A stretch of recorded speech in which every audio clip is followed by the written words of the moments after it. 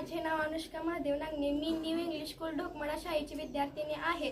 आजच्या व्हिडिओच्या माध्यमातून मी तुम्हाला सध्याच्या काळात असलेली खूप मोठी समस्या म्हणजेच प्लास्टिकचा वापर व त्यापासून निर्माण होणारा कचरा आणि या कचऱ्याची स्वच्छता करण्यासाठी आपणास झाडूची आवश्यकता असते.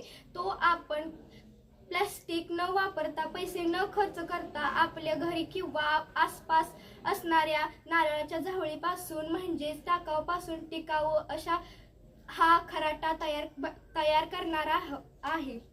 तर आपण नारळाच्या पडलेल्या फांदीपासून खराटा कसा तयार करायचा ते पाहणार आहोत.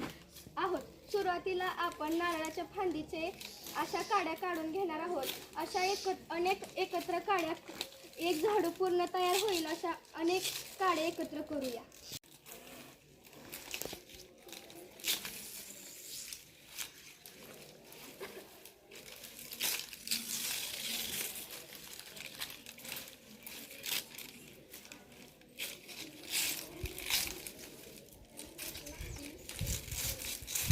आपण काढणार आहोत आणि त्या काडीच्या साह्याने घट्ट बांधून घेणार आहोत. त्यानंतर आपला खराटा तयार होणार आहे आणि असा आपला टाकाऊपासून टिकाऊ खराटा तयार आहे.